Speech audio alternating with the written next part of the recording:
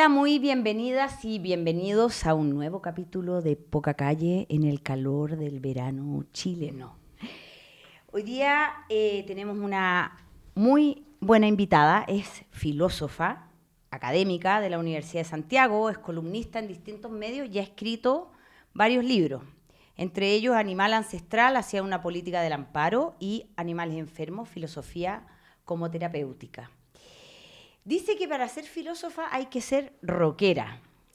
Y viene llegando de una temporada nada más y nada menos que en el Valle del Elqui. Envidiable, ¿eh? ¿Sí? Todos lo necesitamos. Oye, qué bueno que esté acá, Diana. Bienvenida. Muchas gracias por la invitación, muy contenta de conversar con ustedes. Diana Aurenque. Así es. Bueno, yo lo primero, a nosotros para preparar este programa nos preparan unas pautas muy buenas, pero la verdad es que yo me tengo que saltar la pauta y te quiero preguntar qué estabas haciendo en el Valle del Elqui. Bueno, no, claro, esas son quizás las mejores preguntas también. Pedí un sabático en la universidad, uno que tengo hasta fin de abril, y entre todas las cosas que pensé, ¿qué hago? ¿No? Me voy a Alemania, donde yo me doctoré y viví, o me voy a Madrid, donde realmente también tengo mucha conexión, o realmente hago algo que quería hacer, que era retirarme de la ciudad con todo, bueno, no por el calor, pero por todo esto que tiene la vida en ciudad y que a veces es un poco agresivo, y poder realmente leer, poder realmente pensar sin estas demandas permanentes de la vida. No sé, uno volví a Santiago ahora y hace 3 semanas y tengo todos los días agendados y todos los días pasa algo. Entonces tiene esta cosa bien especial de volver o ir a un lugar que tiene otros ciclos y que te permite realmente darte tiempo para cosas importantes. Y de paso, ojo, conocí el valle y conocí el campo, que es una cosa que yo no esperaba. Y eso para mí fue también increíble. Qué impresionante eso. Yo ahora estoy trabajando en un proyecto que me estoy yendo de Santiago para poder trabajar en él. Y me está pasando lo mismo que a ti, que me reencontré con un ritmo de vida que no tenía hace años, que lo tuve cuando vivía en Barcelona, pero que uno como que no sé si es la edad adulta, la ciudad, el capitalismo feroz, no tengo idea, pero como que uno se agenda todo el día y se olvida de que hay otra manera de vivir, que Sí. leer, cocinar, tener tiempos vacíos, no No, estar escuchando, por ejemplo, todo el rato noticias. no, y aparte el tema como de los ciclos, ¿no? O sea, realmente que la noche se da para dormir es una cosa Eso muy es. curiosa. Claro, no lo digo en serio, porque Santiago y las luces, ¿no? O sea, hay una cuestión también del paisaje, cómo afecta tus proyectos vitales, o sea, las distancias de Santiago. O sea, es muy diferente a una ciudad pequeña. Entonces ha sido interesante ver también cómo las geografías finalmente tienen mucho que ver en las formas de vida, en las decisiones, en la plenitud. Ha sido como bien Oye, especial. entiendo que hicieron unos talleres, que hiciste como unos conversatorios con gente de allá. ¿Cómo fue esa experiencia? Eso fue maravilloso. ¿Qué encontraron? Sí, no, de hecho ahí muy contenta y agradecida siempre a Cristóbal Belolio, que le dije: Cristóbal, mira, tengo esta idea loca de hacer filosofía en el Valle del Elqui, pero esto no es astrología, no es chamanismo. Y en realidad no se lo tuve que decir mucho a él, porque con él hemos colaborado en varias cosas, entonces sabe que o sea, me puedo sentir hippie en ciertas cosas, pero en realidad no lo soy tanto. Y me dijo: ya, vamos, démosle. Y fue hermoso porque hicimos 2 talleres, el 17 y el 16-17 de septiembre, donde yo estaba viviendo era en un lugar muy aislado, o sea, al lado del río. Tú llegas a Deo o en auto, o sea, una cosa, viviendo con un gato, el río y todo lo demás y nada más. Hicimos un taller 2 días y llegó mucha gente, o sea, para el nivel de soledad que uno tiene fue bien impresionante. 30 personas un día, 20 y tantas el otro, que insisto, una cosa Sí. bien notable. Y hablamos, no sé, antropoceno, volver a la tierra, bueno, hablamos de hartas cosas y fue precioso, realmente precioso. Y también sacar esto de que la filosofía es algo de la polis o de la ciudad. La filosofía, yo creo que hay que reconectar con eso más salvaje, y desde ahí también uno puede transversalizar el pensamiento, etcétera. O sea, a mí me gustó hacer ese ejercicio. Qué interesante, como yo sé que no son nuevas, pero para los que no estamos en la academia preocupados de estos temas, como todas estas nuevas tendencias que dejan de poner al humano en el centro, ¿no? Como los transhumanos. Bueno, ahora pasó el Festival Teatro a Mil y fui a ver un work in progress de la Manuela Infante, que lleva haciendo teatro Mucho. sin humanos, sobre las piedras, los vegetales. Bueno, Martín Tironi en la Escuela de Diseño con la Manuela, también están como pensando el diseño no para los humanos que hay en la naturaleza. Y claro, en un momento en que probablemente nuestra humanidad colapse por la falta de desconexión con nuestro ecosistema del cual somos parte y del cual yo estuve leyendo algunas entrevistas tuyas y columnas, esta como tendencia que hemos ido generando los seres humanos de creernos como algo especial dentro de la naturaleza y fuera. Entonces, qué interesante poder no solo reflexionar, sino situarlo en el lugar, ¿no? Sí, no, yo creo que esa es una cuestión importante. O sea, realmente si te reconectas con...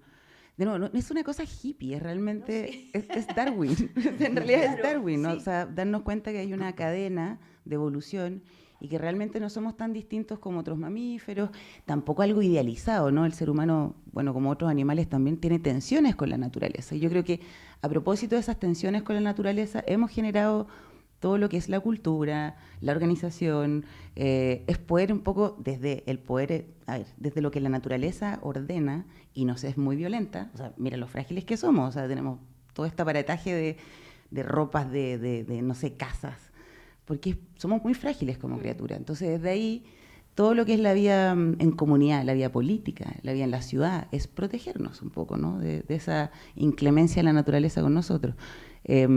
Pero, por otro lado, de repente se nos olvida y como que creemos que somos superiores y que podemos sin ella. Entonces, ahí está como o mi intención siempre es como recordar esa ambigüedad del ser humano, ¿no? De ser esa maravilla enferma, pero que gracias a todas esas enfermedades somos también notables, creo yo. Oye, y a propósito de esa reflexión de animales enfermos, ¿cuál es tu como visión filosófica de lo que está pasando hoy día? Y conectarlo un poco con la causa que tiene esta conversación, que es la democracia, esa forma que nos hemos dado para organizarnos y que da la impresión tiene problemas, ¿ah? Y la ciudadanía está muy distante, muy desconectada de la política, ha perdido sentido, ¿ah? Sí. Y empiezan a buscar refugio en otros lugares. ¿Cómo desde tu disciplina te aproximas a esa conversación? Sí, la verdad yo creo que por eso este último libro, Animal Ancestral, es realmente un esfuerzo personal de poder entender estas tensiones que ocurren en el hoy, que pasan en Chile, pasan en el mundo. Los filósofos siempre queremos ver el macro, ¿no? No solamente lo particular, pero en realidad para mí es por supuesto una preocupación Chile, o sea, ¿qué pasa aquí visto en el gran contexto?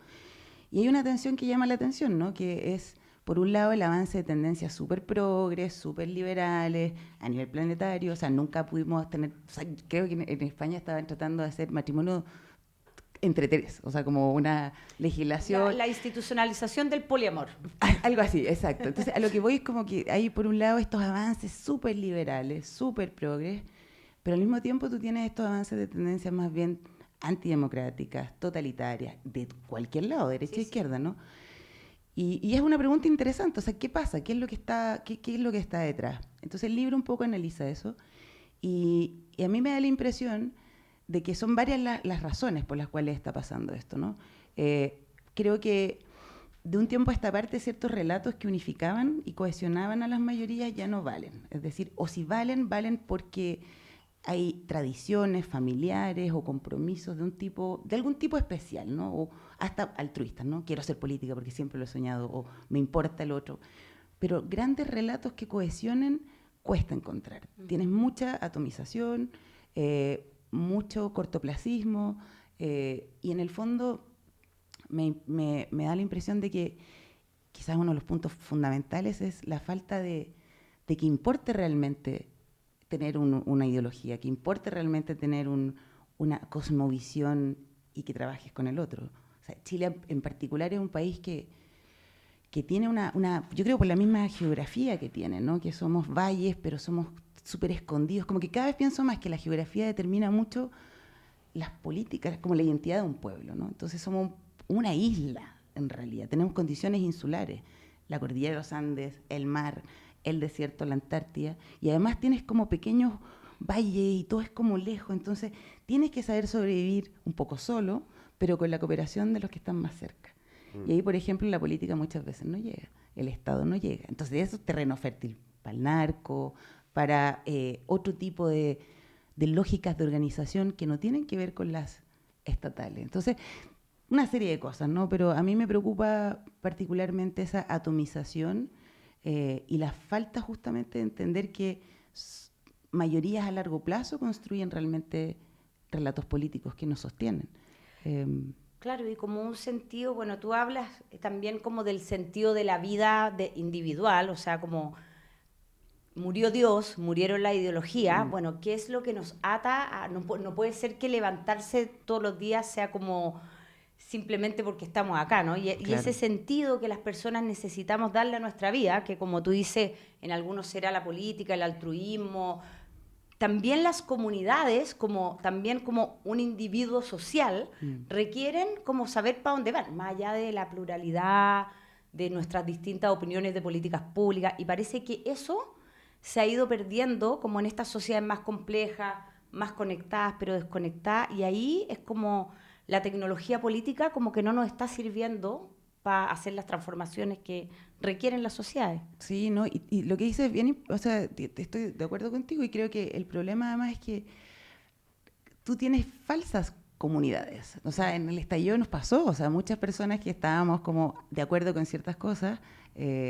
sentíamos que éramos muchos, porque claro, o sea, realmente fue impresionante cómo te congrega, ¿no? O sea, es fácil viralizar todo, es fácil congregar, pero es diferente, pero todo es histérico, ¿no? Todo eso, por ejemplo, el análisis que uno hace ahora en psicopolitica es que en el fondo la activación de la política ocurre como neurosis permanente, ¿no?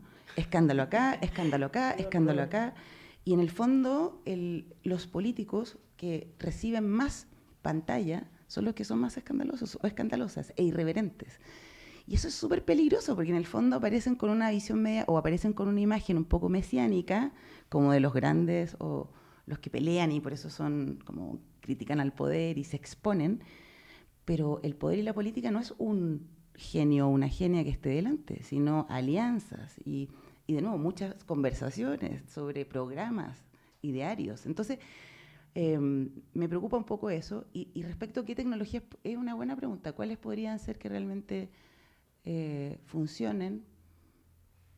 Ahí hay que pensar cuáles son. Estoy curiosa de lo que están haciendo ustedes. Yo creo que, bueno, no sé, voy a tirar una así, pero tengo la impresión de que involucrar a las comunidades a nivel local en las decisiones es una forma de revitalizar democracia y que haga sentido. Y eso que los alcaldes son al final los que sostienen la estantería porque están muy cerca. Creo yo que innovar ahí en que sean parte de los procesos, presupuestos participativos, foros deliberativos, consultas respecto de qué hacer el próximo año, y que realmente sintáis, no que cada 4 años eliges a una persona y luego, sino que eres parte. Hay algunas cosas en el mundo que están haciéndose que son muy valiosas. Yo creo que en Brasil, en Bolivia y en el early Venezuela, ¿no?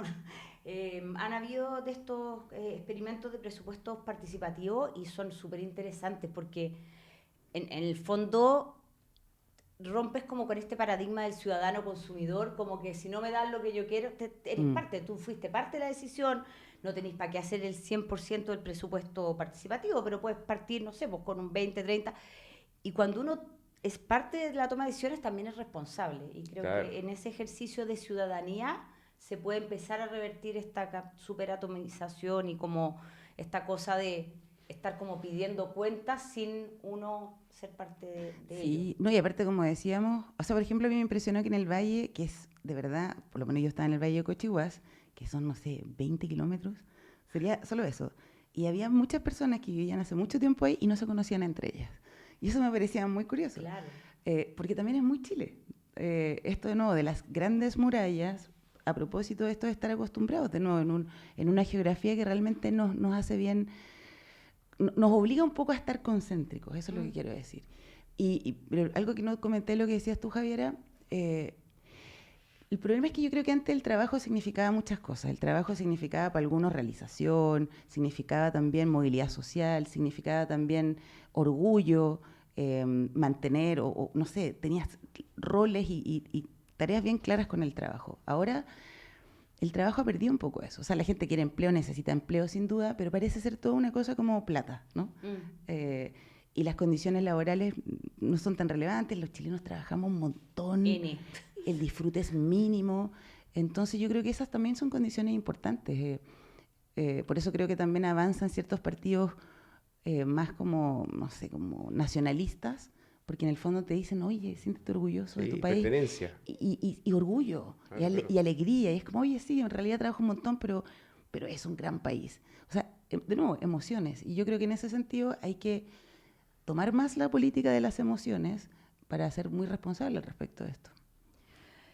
Leyéndote. Y sí estoy de acuerdo con la idea, o sea, suerte como de cabildos o de participación, Claro. porque así las personas se conocen y pueden, y no sé, la mayoría, no sé, en el campo las cosas están claras, falta agua. O sea, Claro, sí. agua es el gran tema. Bueno, y además que estas organizaciones colectivas de las que estamos hablando también permiten algo que hemos ido dejando, olvidando, que es parte súper importante de la democracia, que es la deliberación.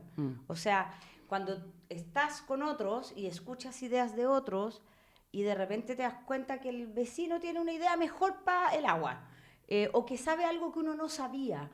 O sea, pueden nacer ideas nuevas de pensar colectivamente, ¿no? Como la inteligencia colectiva se da cuando estás con otros también. Y eso creo que es algo que hemos ido perdiendo porque es muy difícil hacerlo a través de la tecnología, eso todavía.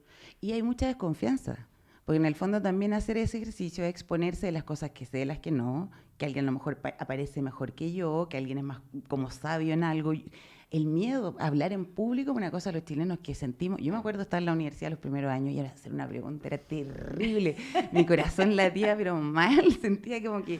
Y decía, esto es ridículo. Y me iba a la casa, porque siempre ando pensando cosas y digo, no sé si esto es una buena pregunta, pero está ahí. Entonces llegaba a la casa con una frustración enorme, pero en el fondo uno empieza a hacerlo, pero en Chile nos cuesta, es un aprender. Entonces, pero por eso uno tiene que sentirse en un espacio realmente protegido, de que tú puedes decir lo que piensas, puedes hablar y probablemente generar alguna periodicidad, ¿no? O sea, verse, por lo menos cada cierto tiempo. Si es solamente una vez cada, no sé, al año, no creo que realmente fidelice para el tema como de la confianza. Yo quiero volver atrás, comentaste en un momento, ¿cierto? Esta idea de que, en el fondo, hemos perdido relatos colectivos, ¿cierto? Un cierto proyecto compartido. Hay una pregunta que se hace en la encuesta Bicentenario, que es, ¿usted cree que en 10 años más Chile va a ser un país desarrollado? Esto fue durante mucho tiempo un gran anhelo social, como que generar cohesión, recuperar la democracia, ser un país desarrollado.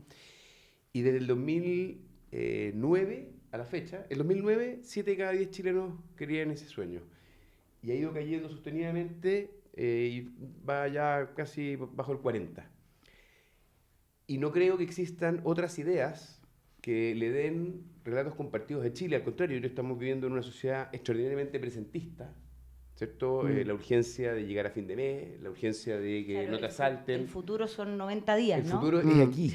Entonces es muy difícil hacer proyectos políticos que hagan sentido, porque la política tiene el desafío de construir un proyecto, una narrativa de llegar a un lugar. Claro. Pero si el sentido de las personas está acá, entonces es muy difícil conectar. Y yo digo que es un desafío bien transversal. Hoy día gobernar es un infierno, digamos, sobre todo con los problemas que hay en el Congreso, 20 partidos. Pero me gustaría preguntarte cómo desde la filosofía y también tu reflexión ha estado también sobre el sentido, ¿cierto? ¿Cómo construir o tal vez tenemos que acostumbrarnos a vivir en sociedades que no necesariamente tengan estos grandes relatos? Yo lo que pienso más bien, y lo que también creo que es importante, yo sí creo que hay que construir una suerte de relato identitario, pero como abierto, ¿no? Como con una suerte de darse cuenta que el chileno, la chilena, tiene rasgos que son propios, pero esa es su flexibilidad, su diferencia, su poder ser el otro. Una especie como de... Yo creo que Chile necesita relatos de unidad, o sea, de sentirse orgulloso, de sentirse contento de lo que hace, de las características, insisto, súper... O sea, que Chile es muy curioso, cuando uno empieza a pensar y dice, los poetas que tenemos, la música que tenemos, ahora no sé, que se empoderan a los deportistas que... O sea, hay mucha cosa como como ponerle gana a la vida de una u otra forma, o las cosas que uno hace, que yo creo que son importantes de un país que se reconozca, pero sin chauvinismo, que ese es como o sin esta cosa como de somos mejores, no, pero yo creo que somos particulares y que deberíamos poder generar un relato así, porque ese ser particular tiene que ver con el trabajo de otras generaciones, y ahí está como el reconectar la historia, o sea, el presente con el pasado y sentir tu responsabilidad de futuro. El problema, yo creo, de Chile y también planetario ese es, o sea, realmente estamos en la modernidad, o sea, somos uno de los países como desarrollados y se demuestra por lo menos por dos cosas. La obesidad del país es de las más altas y segundo, niños no nacen, ¿no? Hace poco salía esta noticia. Se fue a piso. No, y si más o menos no está Increíble. tan terrible es por la migración. Exacto, eso es lo sostenido. Entonces, una reflexión filosófica importante y terrible es que en el fondo, antes tú también tenías hijos. Y eso era una obligación. Esta, por ejemplo, la tesis de Sloterdijk, tenías que, de una u otra forma, dejar el mundo más o menos, o sea, nunca peor. Más o menos Ojalá mejor, claro. mejor. Sí. Ojalá La expectativa mejor. era que los hijos pudieran ir más lejos que sus padres. Por Lo que supuesto. ellos lograron, llegaron. Pero en el fondo, si cada vez menos personas están teniendo hijos, el presentismo se hace como más evidente. O sea, solamente un altruismo te haría pensar en las futuras generaciones, ¿no? Y tendrías que tener tus necesidades, a la pirámide de Maslow, cubiertas, ¿no? No puede haber inseguridad y pensar altruista por el futuro y la solidaridad, no sé. Tienes que estar asegurada en una base y luego tú puedes tener estos pensamientos más de ideales abstractos por el otro. Entonces yo creo que el futuro va a existir si de una u otra forma te anclas a un pasado con un proyecto de futuro. Es decir, revalorar quizás una serie de sucesos del pasado, de generación, y estoy hablando de ver la historia. Y desde ahí quizás reconocerse y ojalá hacer algo así como un futuro. Pero es difícil, como digo, porque no está esta variante que estaba siempre, que era los hijos. Claro, es que yo... Heavy, buen punto. Así yo que creo todos va a tener hijos. No, es que yo me siento muy solidaria con las nuevas generaciones. O sea, yo no tengo hijos y ya no voy a tener, ¿no? Yo tampoco. Yo tengo 2. Bueno. Ahí estamos, criando. Gracias. Y me siento muy reconocida, que lo encuentro terrible, porque esto antes yo era como yo sola, como yo no quiero traer hijos a este mundo. Como, Yo también. pero ahora hay mucha gente joven que dice, ¿para qué voy? O sea, hay sobrepoblación, estamos explotando en demasía el planeta, por lo tanto yo no voy a contribuir con más vidas no es que yo haya llegado tan lejos cuando decidí muy joven, pero hoy día los jóvenes que ven el desastre ecológico en el que estamos, dicen, bueno, mi manera de contribuir, entre otras cosas, es no traer más vida, ¿no? Es como la no posibilidad de futuro, que creo que está como en la base de nuestro problema, o sea, es uno de los grandes problemas. Leyéndote, me encontré con una pregunta que tú te haces y me retrocedí al año 2019. El martes después del estallido, un grupo de personas nos juntamos en el Museo de la Memoria. Habíamos escrito una carta que se llamaba Democracia es Diálogo, con Cristóbal Belolio, la actual ministra del Interior, Davor Mimisa, Óscar Landerreche, que en el fondo le pedíamos a las fuerzas políticas que dialogaran frente a lo que estaba ocurriendo, ¿no? Porque la oposición no quería ir a la moneda, etcétera, y que hicieran cargo de las demandas sociales. Bueno, y yo iba bajando de una reunión que había organizado la Fundación de la Presidenta Bachelet al Museo de la Memoria, por Santiago tomado, o sea, había militares en las calles, estaba la tendalá, ya habían habido saqueo, etcétera. Y iban cientistas políticos, filósofos, cabros de RD, jesuitas, gente del mundo de la cultura, fue Ignacio Briones, Juan Pablo Luna. Y yo sabía que iba a tener que hablar para abrir esa reunión, ¿no? Porque en el fondo era gente que había firmado y que queríamos ver cómo seguíamos, cómo ayudábamos. Entonces yo decía, voy a hablar, entonces voy a decir compañeros. No, porque si digo compañeros, Briones y los de C no se van ya. Camaradas, no, tampoco. Amigos... Decía, chuta, vamos a tener que construir un nuevo nosotros. Ese era mi pensamiento. Y me he encontrado leyéndote como con esa pregunta de cómo en una sociedad que por razones que pueden ser súper válidas, pero ha ido como conformando nichos que además pareciera que estuvieran en oposición y que no pueden conversar. Entonces, ¿cómo en esta sociedad polarizada y fragmentada construimos ese nuevo nosotros plural, diverso, pero que nos haga entender que somos una comunidad? O sea, esa ha sido sin duda mi gran pregunta, y sobre todo después del estallido, ¿no? Porque en el fondo ahí porque hay muchas cosas que estaban mal, pero sí estaba esta como suerte de repolitización. No sé, yo recordé mis tiempos de 15, 16 años de juntarnos, no sé, en la plaza a conversar de política, que era una cosa insólita. Y que yo no veía hace mucho tiempo pasar acá, ¿no? Como conversaciones del país que uno quería y todo eso. Es la parte bonita, digamos, ¿no? Yo pienso que, o sea, está difícil esto como de realmente generar relatos que puedan unificar digamos, a todos, ¿no? Porque lo que más podemos ahora es ser diferente a todo, como de todo orden de cosas.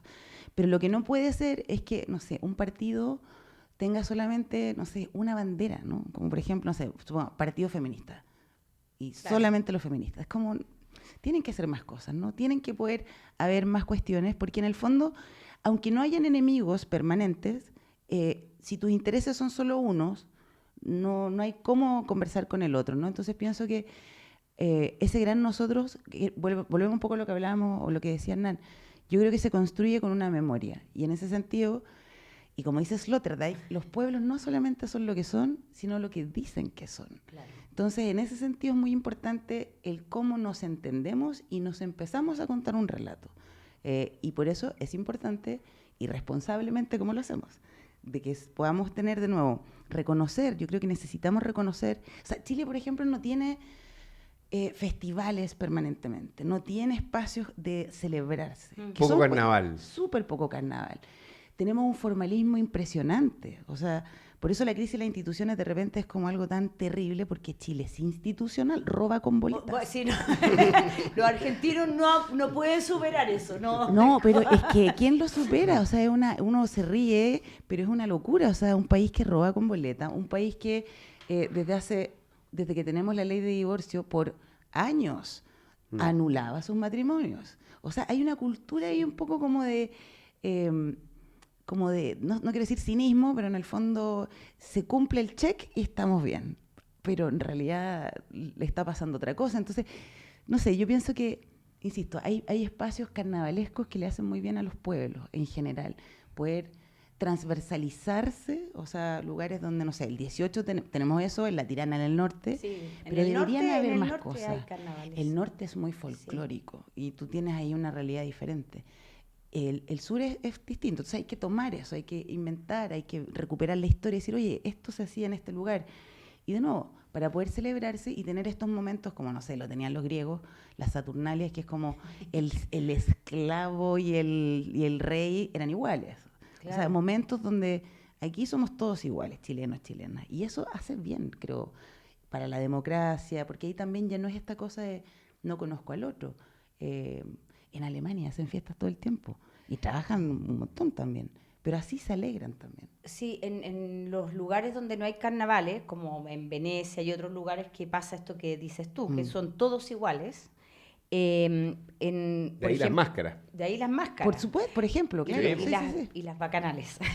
Sí, bueno, eso es para un late que estamos preparando con Hernán también. Vamos, la romper, sí. Democracia al desnudo, pero no queremos adelantar nada más. No vamos a adelantarnos. Pero en Europa, después de la Segunda Guerra Mundial, se crearon 2 festivales que hoy día son el motor de la economía de esas ciudades, el Festival de Edimburgo y el Festival de Aviñón.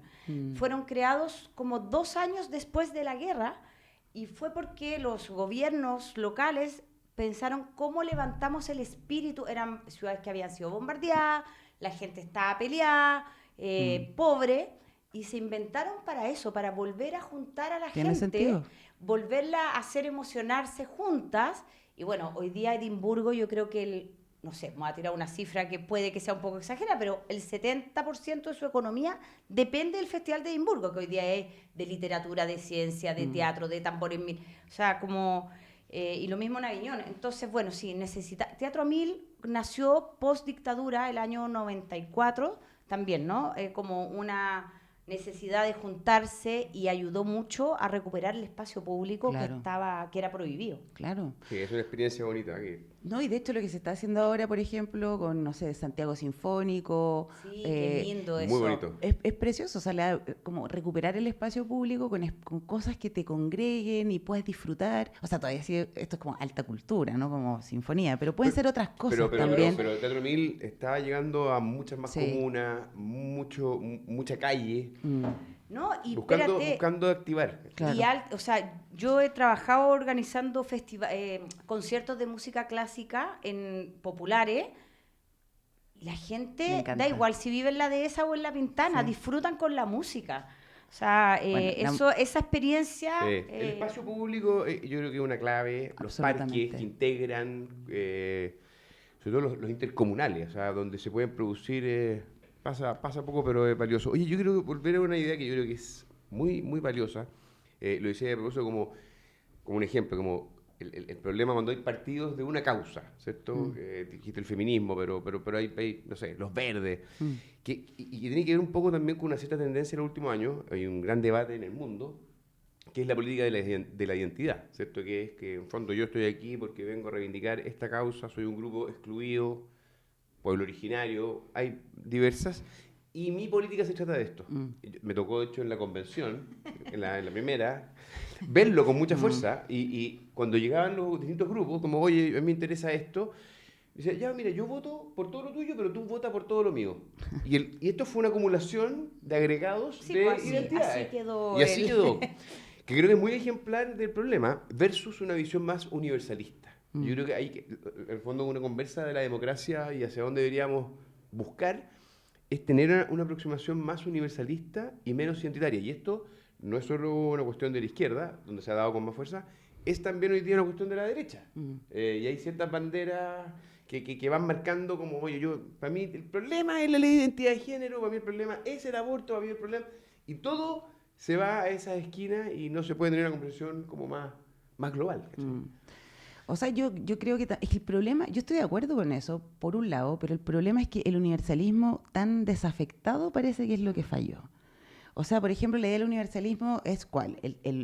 El hombre o mujer ilustrada como ideal, que respondía a ciertas características, que lo que decía, no sé, la Javi, en plan, deliberar nos falta.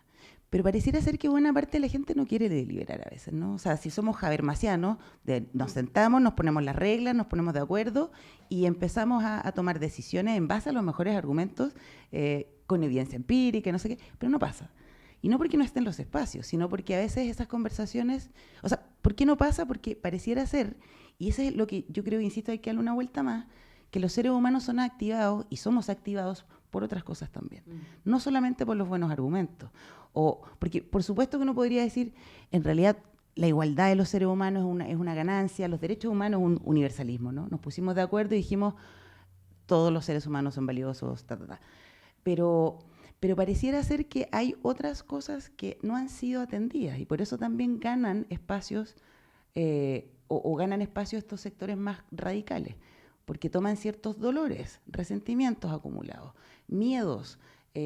Decíamos, el futuro es algo incierto, planetariamente. Por otro lado, también vemos que los medios de comunicación han contribuido a que los políticos sean...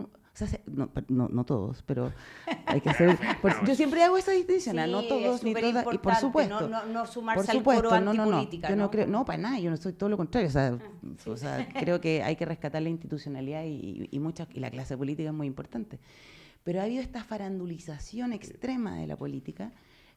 Sociedad del espectáculo. Exacto. ¿Cierto? La performance. Exacto. Y todo el es disfraz, performance. el vestuario. Todo es performance. Entonces, esa cuestión es planetaria, ¿no? Sí. Entonces, Total. Chicholina. Donald todo. Trump, Bueno, Boris Johnson, en Italia, como... Giorgia Meloni, En fin, es como- Beppo Grillo, Exacto. aquí tenemos a Pamela Giles, Pero hay un Sí, pero yo creo un elenco. que volviendo a lo anterior, sí. yo creo que efectivamente la comunidad no puede ser una suma de identidades como por agregación, pero no entender las causas de por qué los grupos identitarios se organizan. O sea, yo venía pensando en eso. vieron con esa fuerza. Yo Claro, tenía un punto, o sea, es cierto. Hay que como entender qué pasó ahí. sin cuotas las mujeres no habríamos logrado estar en Claro. los órganos de representación política o en los directorios de empresas. Yo soy, en lo personal, partidaria de los escaños reservados indígenas. O sea, entiendo que hay ciertos grupos que históricamente no han tenido la posibilidad de participar en igualdad de condiciones, que sin una reafirmación, o sea, como apoyo, no van a llegar a... Entonces, y ahí hay mucho resentimiento, Claro. y ahí hay rabia, y de ahí al miedo, que es un gran movilizador, porque los identitarismos de ultraderecha lo que hacen finalmente es agarrar el miedo Claro. al otro, ¿no? Y eso es muy movilizador. Entonces, ¿cómo educan a tus Capitaliza. hijos? Esa es una Claro. cuestión brutal. No, claro, o sea, el miedo tiene, digamos, a ver, ¿por qué me importa esto? Porque estas emociones no son como cosas que nosotros controlamos de arbitrio, son cuestiones evolutivas, por eso el tema de que somos animales no se nos puede olvidar.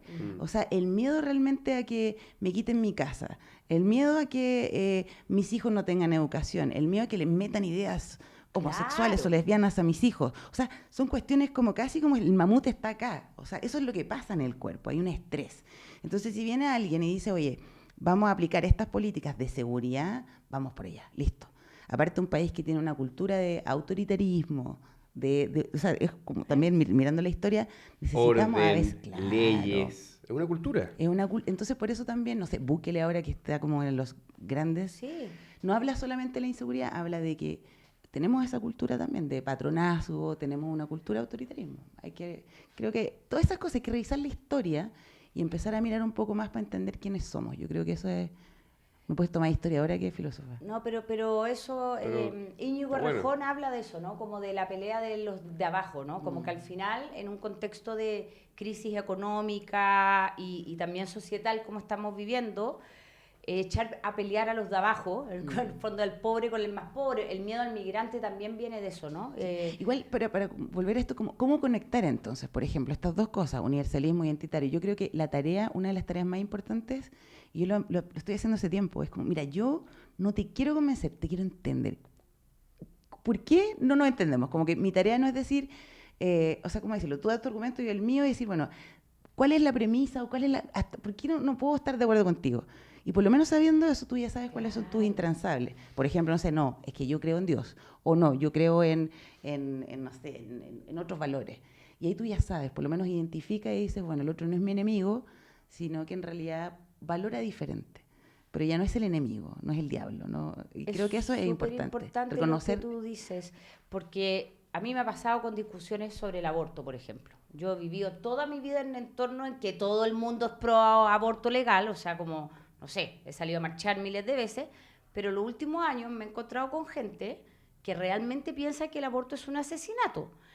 Y cuando tú entiendes eso, por lo menos cuando hables con esa otra persona, no vas a hablar como que es un estúpido, como... O sea, a ti te permite predisponerte a esa conversación de otra manera que si simplemente piensas que el otro...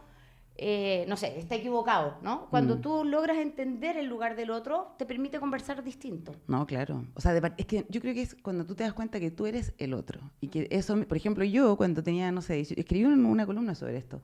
Cuando tenía como 18 años decía, o sea, si me embarazo, voy a tener que morir. Porque yo no, claro, porque para mí era asesinato. Entonces es como, y tengo que ser responsable. O sea, era así. Wow.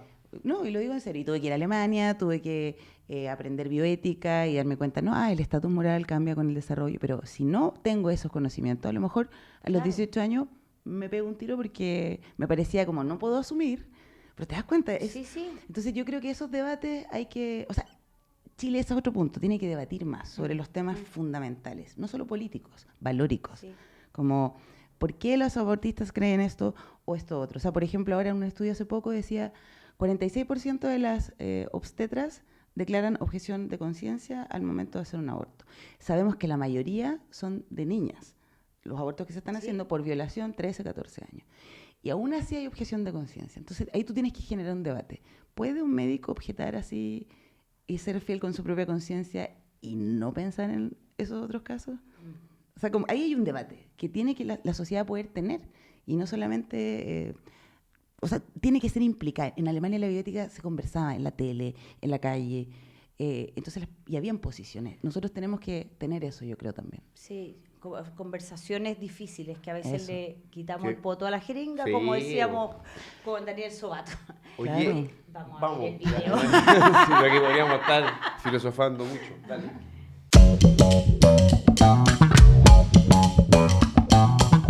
Congreso una reforma de pensiones, ¿cierto? Y que quieren aumentarse en 6 puntos la cotización. Y hay una discusión de cómo se debe distribuir esos 6 puntos. ¿Ah? Y algunos creen que se vaya toda a la cuenta individual, otros que 3 a la cuenta individual y 3 a una cosa solidaria. ¿Usted tiene alguna preferencia? No, yo pienso que todo para el trabajador. Personalmente pienso que debiera irse para poder mejorar pensiones inmediatamente. El otro 3% a capitalización individual, como es lo que están proponiendo, tengo entendido, la gente del gobierno. Y de paso ayudamos un poco a los que hoy día están necesitados. Pienso que el esfuerzo lo hace uno y es un fondo que tú tienes destinado para tu jubilación. Yo creo que el 6% no para solidario, será un porcentaje, pero la gran parte para la cuenta individual. Estoy hablando como clase media. La clase media, nosotros nadie nos ayuda en nada. Una conversación interesante respecto a solidaridad. Y yo creo que esa es la pregunta que está en el corazón de nuestro debate. Y por eso creo también que nos ha costado tanto llegar a un acuerdo. Yo creo que como todas las sociedades funcionamos con incentivos, funcionamos en relación a lo que podemos, a los acuerdos que podemos alcanzar en torno a, por ejemplo, qué es solidario. Y yo creo que si planteas la idea de que aquello que no vaya a tu propia cotización va a ir a alguien que no conoce, con quien no tienes ninguna relación y que aparentemente vive en otro planeta, entonces no vas a querer eventualmente compartir. Pero si piensas que aquello que no va a tu cotización va a ir a apoyar la cotización de tu abuela, de tus padres, de tus hermanos, de tus pares, de la gente con la que convives, entonces creo que la conversación toma otro giro y se enfoca de otra manera. Oye, ¿y tú crees que Chile es un país solidario? Que, claro, estamos hablando cuando es Teletón, caché, la mayoría nos ponemos ahí la mano al bolsillo y cooperamos, pero el chileno es más individual. ¿Son solidarios o no tanto? Sí, somos solidarios, pero en este caso para nosotros no se preocupan de que estemos en malas condiciones, porque no podemos estarles pidiendo al resto de personas que nos apoyen. Oye, bueno, ¿qué te parece lo que acabas de ver en el video? Oye, interesante, buenas preguntas. Me gustó sobre todo, bueno, creo que de las últimas entrevistadas, pero así sumamente una ciudadana, pero modelo, porque tenía todo un análisis, me pareció súper potente. Y nada, o sea, yo creo que la pregunta es, y quizás vinculado con lo que hablábamos antes, la solidaridad, por ejemplo, ¿qué lugar tiene realmente para los chilenos? Nosotros en muchos lugares nos caracterizamos por esto de que, no sé, la Teletón, los terremotos, Sí. La olla común. O Sí, sea, po. Chile es Hay una historia. por supuesto, y yo sí creo que hay algo de eso, pero de nuevo, a propósito de las condiciones adversas de nuestra geografía. Es difícil, o sea, por ejemplo, yo viviendo en el Valle, me pasó afortunadamente no estar cuando hubieron 2 incendios paralelos, que se controlaron, pero lo que pasó y cómo se controlaron fue porque la gente llegó, todas, con sus palas, y luego llegaron los bomberos, ¿no? Porque tú tienes de nuevo sectores donde es difícil el acceso. Entonces yo creo que hay una cultura de que tienes que poder reaccionar si hay peligros inminentes muy rápido y esa solidaridad se activa. Pero la que tiene que ver con algo más abstracto, la que tiene que ver con, por ejemplo, esto de pensiones, no sé, un sistema de repartición o mixto, ¿no? Que ahora como que mixto es más bien lo que se está pensando, pero ya eso de que mi plata va a otro lado desconocido, pone un poco esto de que no, porque en realidad yo tengo ciertas necesidades, a mí nadie me ayuda, como que eso lo decían Sí, mucho, po. ¿no? Sí. Heavy. Mucho, muy interesante eso, como a mí nadie me ayuda,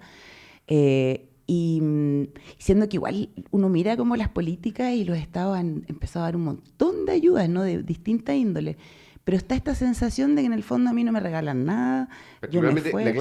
clase media ve Sí. como los que tienen recursos se arreglan la vida en el sector privado y ve a los de menores ingresos con ayudas directas del Estado Sí. y ellos al medio son más frágiles. Claro, exacto. Ese fenómeno. Absolutamente. Aparecía mucho en la conversación. Exacto, aparecía mucho eso. Y no sé, yo pienso que esa solidaridad, insisto, puede activarse más o menos en la medida en que tú tengas ciertas cosas como seguras. O sea, poder decir, las pensiones van de acá, ¿no? Y podemos ser generosos después de saber que hay un mínimo que está resguardado. Yo creo que esa sensación ahora no está, por lo que hablábamos, ¿no?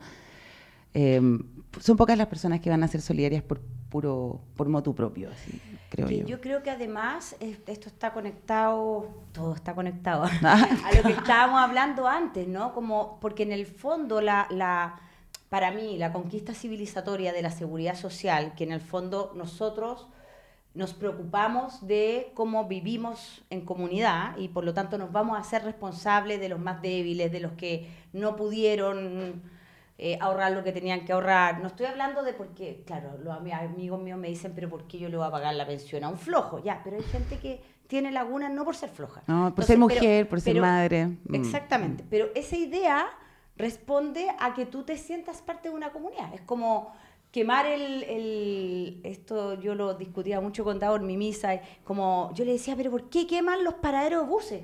Y me decía, bueno, porque esa gente piensa que ese paradero no es de ellos, se sienten excluidos de la ciudad, viven en una ciudad distinta a la tuya. Entonces, para volver a las pensiones, para pensar en solidaridad, tú te tienes que sentir parte de una comunidad, y para sentirte parte de una comunidad, yo me imagino que hay que tener como algún tipo de relato compartido. Porque como si no, como decía la señora, porque yo con mi ahorro le voy a pagar a una persona que no tengo idea quién es. Perdón, pero es súper interesante también lo que decía una de las entrevistas, que decía, pero yo creo que si uno muestra que esa otra persona no es tan otra ajena, sí, eso lo encontré un punto súper bueno, porque es verdad, o sea, en el fondo tú dices, llega a otros, pero ese otro puede ser tu prima, tu hermana, otro chileno que a lo mejor si no va a estar durmiendo en una carpa fuera de tu casa. No sé, como que también... Sí. Esa es la Paula Canales, la periodista de Cooperativa. ¿Verdad? Sí, estábamos en la calle, apareció, hola. Pero eso es súper... Yo decía, oye, pero... Le dije, oye, Paula, estamos haciendo esto. Me dijo, pero qué súper tema. Y pum, se le mandó esa reflexión. Súper buena, me gustó mucho. Es como el otro no es otro. Eres tú, es tu familia, es tu hermano, es tu mamá, es tu abuela. Encarnar al otro, o sea, ponerle rostro. También hay me acuerdo, alguna vez en bioética lo vimos que... al ser humano en general le cuesta como hacer actos, no sé, por las futuras generaciones. Ponerse como imaginativamente cuesta, pero y también parece que debe ser una cosa evolutiva, que en el fondo los tuyos los proteges, porque en el fondo tenés que proteger a tu manada, no sé. Pero en el fondo si tú humanizas, le pones rostro y dices, mira, esos otros son estos. Yo creo que puede activarse algo. Ahora, lo que yo también creo es que Chile... todo este tema de la meritocracia, por ejemplo, ¿no? Que ha sido un tema como cuestionado, como si importa o no importa. Yo lo que creo es que la solidaridad con el flojo, esta cuestión es bien importante, nadie quiere hacerla, ¿no?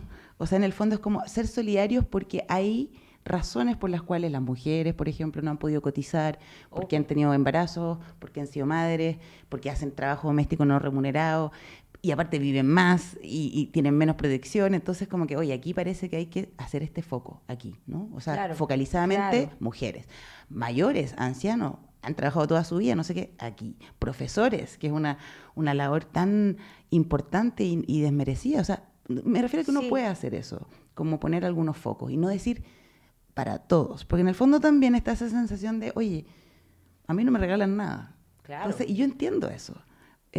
Como que en el fondo también hay que hacer incentivos y eso tiene sentido. Por lo menos yo lo creo. Oye, ahora que hablaste de los profesores y tú eres también profesora, ¿qué crees tú, más allá del descalabro que tenemos en el sistema educacional en general, pero cómo puede aportar la educación a la democracia, a ciudadanos para la democracia? Porque yo creo que también ahí hay algo que está fallando, ¿no? Como algo que no está ocurriendo en la escuela. Claro, completamente. Bueno, en realidad, de partida, no sé, el otro día leía estudios que los niños en segundo básico no están leyendo. A algunos estudiantes en la universidad en primer año también les cuesta. Y bueno, la pandemia no ayudó, la digitalización tampoco. Y luego tienes también toda una cultura que no valora realmente esto de la cultura, ¿no? Teresa, creo que fue, Adriana Valdés hace poco sacó un artículo que me pareció bien interesante, como ya no se valora ser culto, ser educado, que por un lado está interesante porque significa que tú dejaste de creerle mucho a ciertas élites, hay como una rabia a esa élite, pero por otro lado tiene muchas ventajas también saber idiomas o leer bien, porque te comunicas más, tiene un montón de ventajas. Más posibilidades, más oportunidades, más capacidad, incluso mejor salud. Hay estudios que muestran que la medida que tú has tenido desafíos cognitivos a lo largo de tu vida, tienes menos riesgo de Alzheimer. O sea, yo siempre digo, hay que poner de moda la cultura, no así como el Botox, sino que realmente, como si realmente quieren mantenerse sanos y sanas, y no Alzheimer, es como, lean mucho, aprendan idiomas, cuéntenme de qué se trata la Ilíada, o sea, entiendan por qué esa metáfora, no sé, siguen funcionando.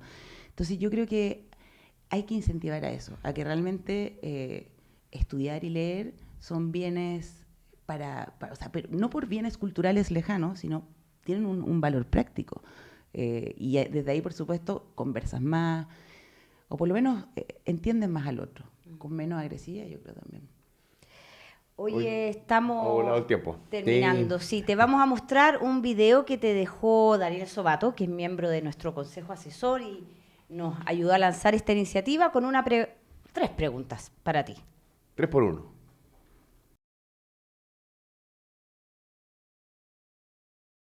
En el caso de Chile me gustaría hacer una pregunta.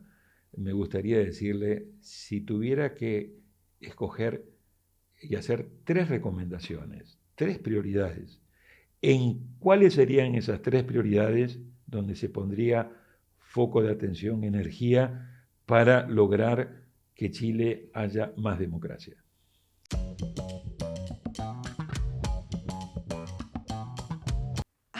¿Qué le respondes a Daniel Sobato? Qué terrible, me cae pésimo Daniel Sobato. No le digas No, eso, no, por no. favor. No es personal, no es personal. No, grandes preguntas. Pensé, y bueno, en realidad estas cosas son difíciles porque uno, como humilde filósofa, no tiene muchas ideas de, no sé. Pero bueno, yo pienso en realidad que la educación sin duda es un gran tema. Y educación no me refiero solamente a que ciertos contenidos sean entregados, creo que tiene que haber una recuperación de la educación pública.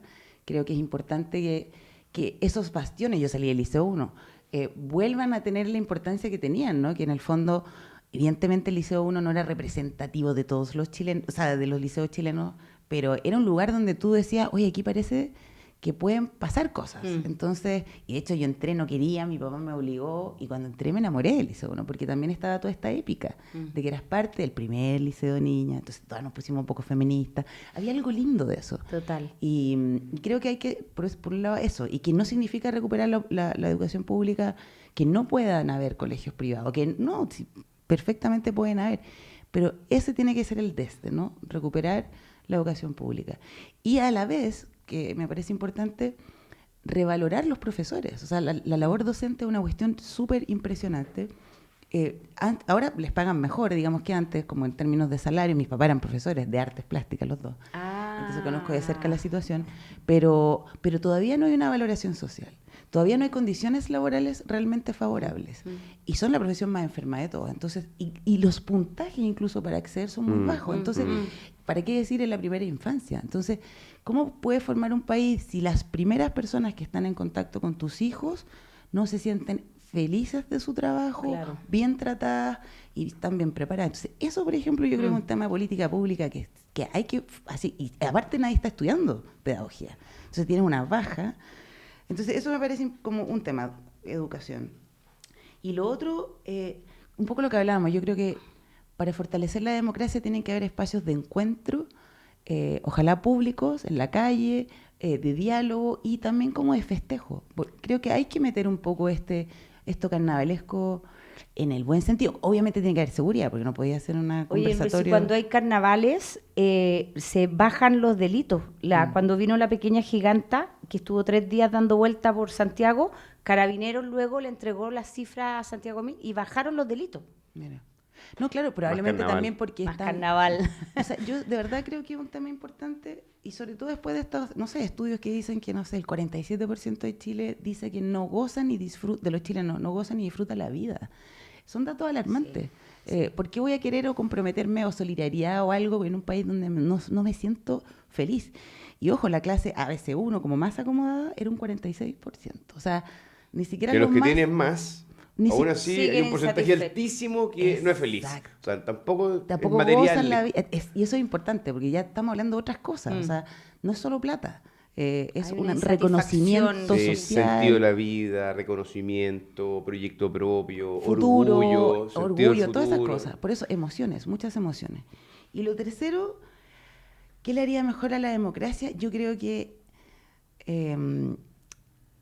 a propósito de la relación entre los medios de comunicación y la política, es importante que vuelvan etiquetas. Ya quizás no moral, etiqueta. O sea, no puede ser más que un político le tire una taza al otro, o sea, Claro. basta. Tiene que haber como reglas mínimas de convivencia. No estamos hablando de si, Civilicidad.